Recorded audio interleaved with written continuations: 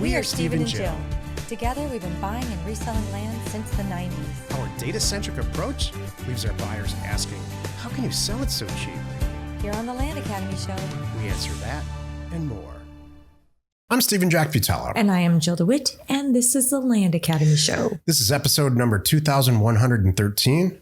And today's topic is, it's Friday. We'll talk about the role of data in building a scalable land business. Geez, there is no possible way you can accurately run a real estate business this day and age without every decision that you're making be data driven. I don't know how real estate agents do it. It's all emotion and sales and talking all day long. I just don't know.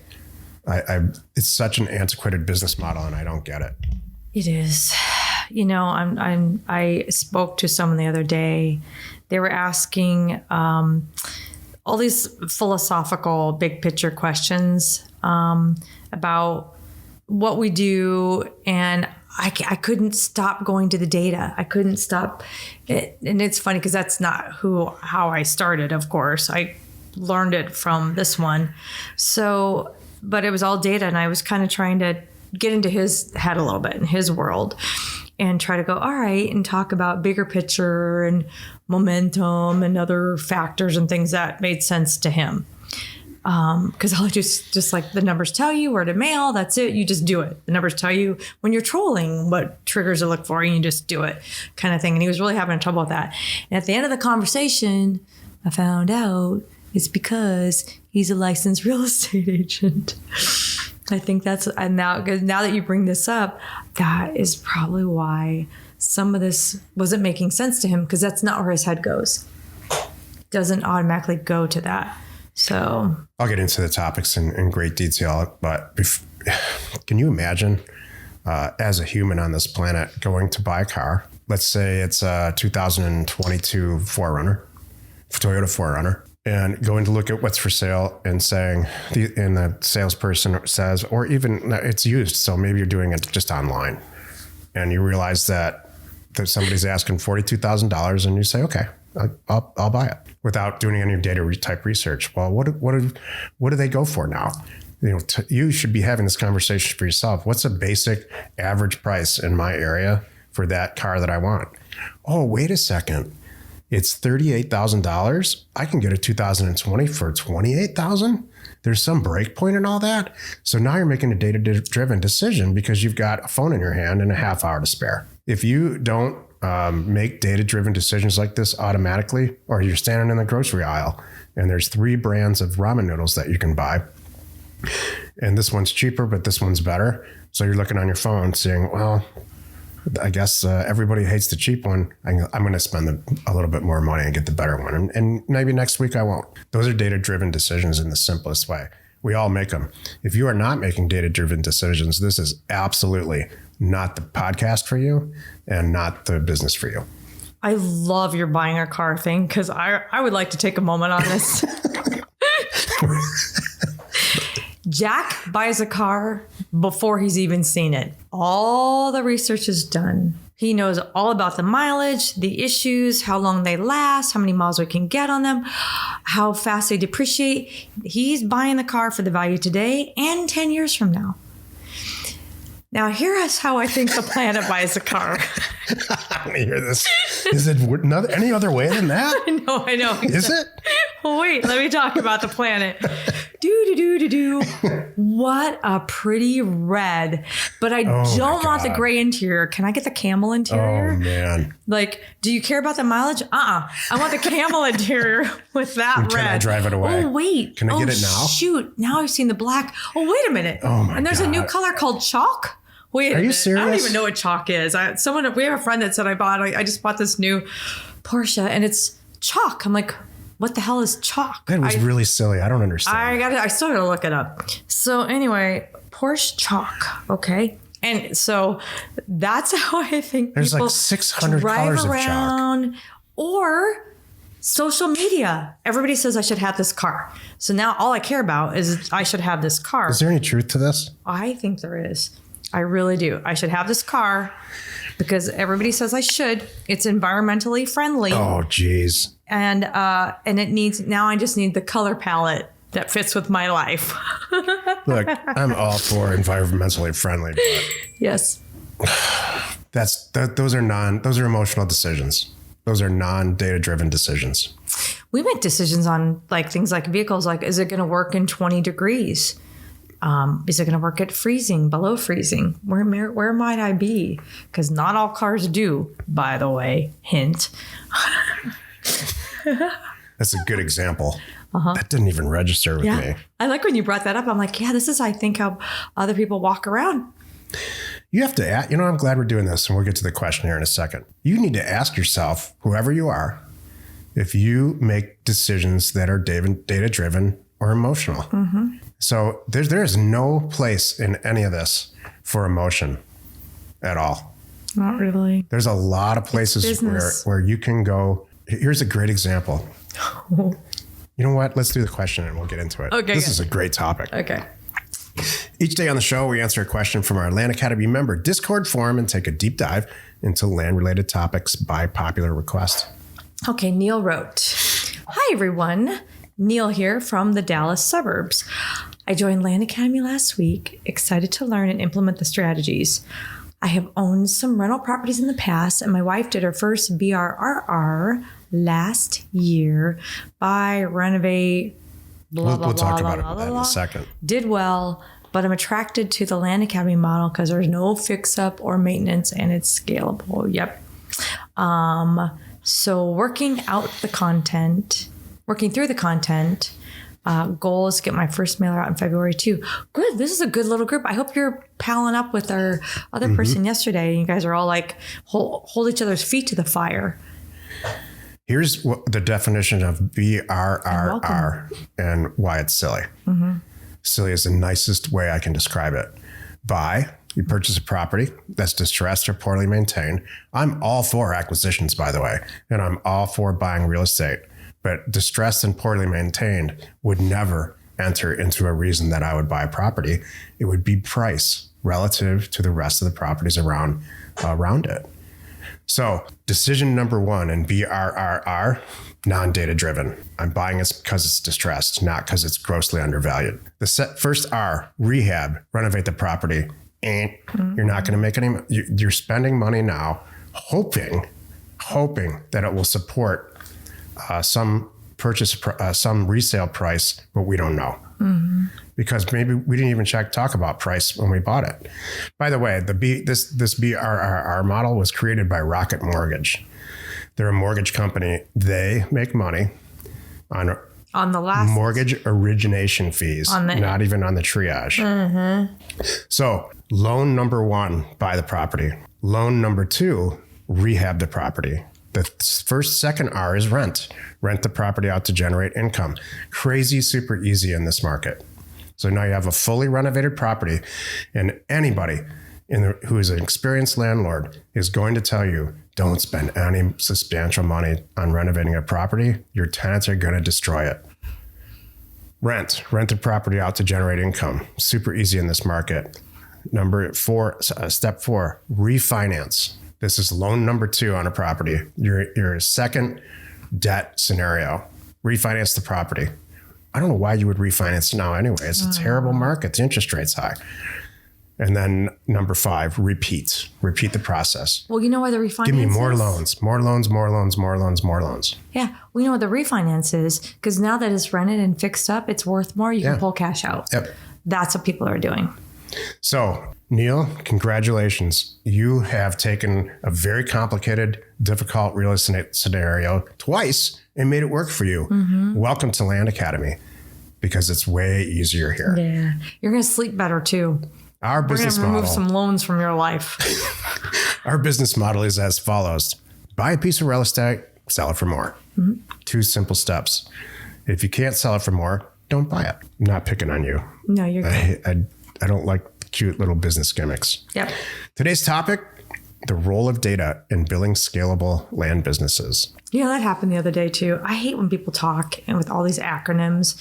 I had someone coming at me with all this. Well, what do you do with the do? I'm like, I think you mean this.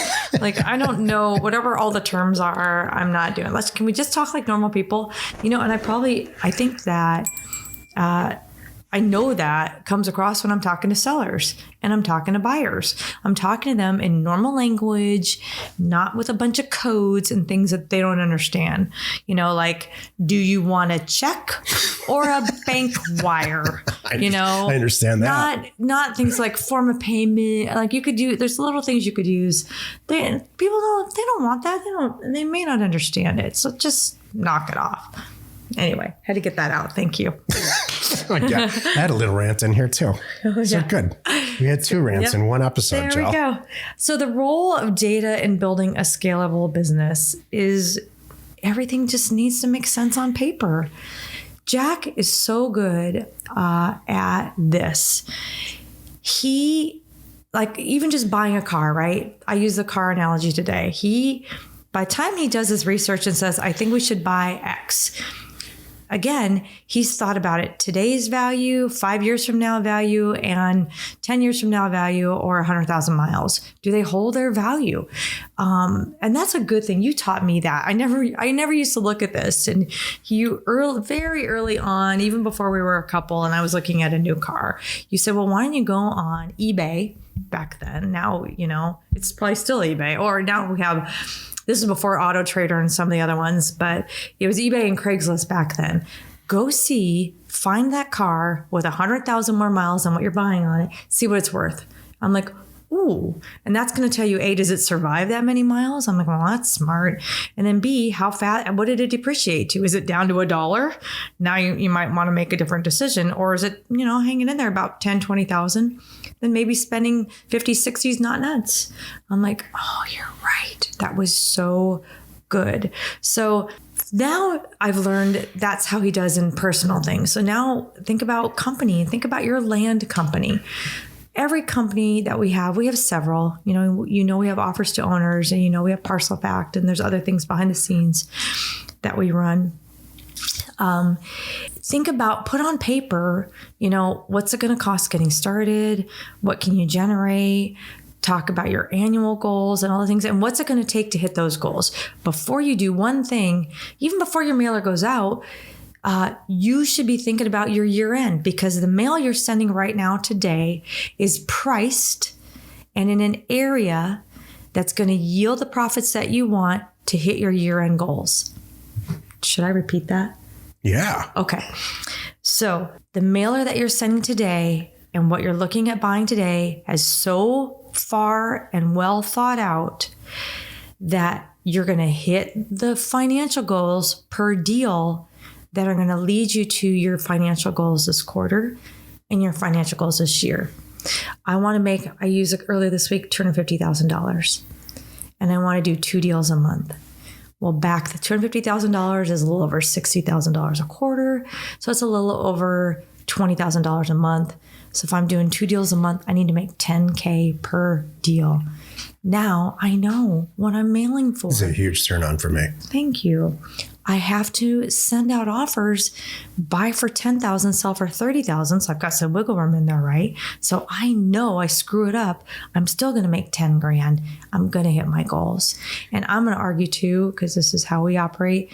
Don't go for 2 deals. Try to go for 4 deals a month. So you're going to hit your 2 deals. You're going to have goof up stuff in there and you're going to hit all your numbers. And you know what? If it all goes smashingly, your goal was 250 this year. Guess what? You made 325. How good does that feel? We have a lot of people in our group, tons of people that are either in or formerly in STEM related professions, because they're what I call linear thinkers. If I do A, then B is going to happen. If then B, then C, and then I have some options. And they kind of, without knowing it, realize what's going to happen at the end of what they're doing right now. Linear thinkers. And they like to plan it out. That depends on how crazy you are. I'm nutcase crazy when it comes to this stuff. I want to know what's going to happen in the end. And I want there to be no risk on the way toward that. If you're not this type of person, you're probably going to be in the workforce the rest of your life. And so there's a lot of pressure this day and age. I see it all over the internet to start your own company, brand yourself or brand some brand and make a bunch of money and drive a Ferrari. And it's too bad. because I don't think most people are like that. If you're waking up in the morning really trying to figure out how to get out of the situation that you're in, or to hopefully even maybe take the situation you're in, if it's real positive, and make it better, you're going to do great here. You'll do, I don't care what your background is, STEM or not, you're going to do great. But if you're just doing it like a lot of 20-year-old people, 22-year-old people, for whatever reason, I asked Jill one time, I've asked this her about 10 times over the years that we've known each other, and she's never changed her answer, but I still have to ask. True. Why do people get married? And she says, without fail, because all their friends are doing it. Mm-hmm. So if all your friends are starting a land company, or if you're reading this and recording it and writing it down because you're going to start your own land academy a couple months from now, that's just not going to work. It's not coming from your soul. It's just not who you are. That's good. So you really have to want this bad, and you want to be independently wealthy and have some control over your life. This is a great way to do it. It's not the only way. That's really good. Whatever it is, it needs to be data driven. Here's the good news. There is so much freaking data out there now. When we started this, there was no data. There was no Google Earth. We bought properties. We guessed, educated guess about range and township. Where they were. Reading the legal description. We didn't look at access. We just bought it. If it was $100 an acre, we would buy anything. And we did very, very well doing that. Mm-hmm. If we did that now, we would go out of business because there's so much data available where now we can make good acquisition decisions, and we can say, sending this to a mailer to Canada border, North Dakota bordering Canada, or any of those northern states is really tough.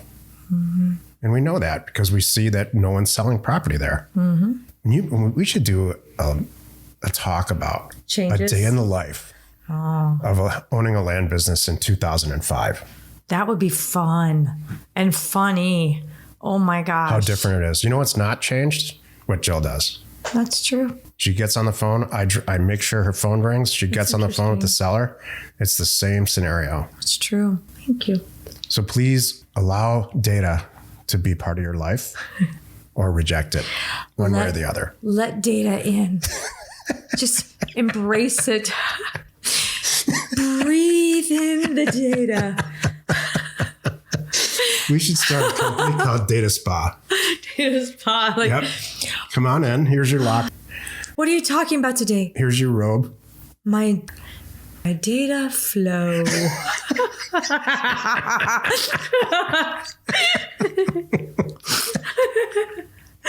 funny. I was trying to go there. I was really struggling talking to that guy the other day.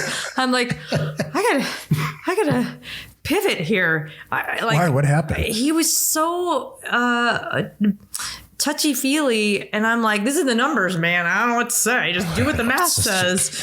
And it was kept trying to pull me out of that. I'm like, I can't go out of it. That's because that's just what makes sense. That's 1925 sales tactics. I don't know. Use language people don't understand. Yeah, that was horrible. I'm smarter than you are. You don't know what this is an acronym. You don't know what NOI is. I'm smarter than that. Was not nice. That's just dumb. I think he made up a few. I'm like, I think he made that one up. That's a personality disorder. Yep. If you have a personality disorder, please don't join Land Academy. Was he a member? No. Okay, no, good. No. It was good. Join us next week for 5 more interesting episodes. You are not alone in your real estate ambition. We are Jack and Jill. Information and inspiration to buy undervalued property. We hope you find our content valuable, and we appreciate your support. If you have not already, please check out our channel and hit the subscribe button. And your comments and suggestions help us to create the content you're here for. Hitting the like button helps to support our channel's algorithm and gauge your interest for future shows.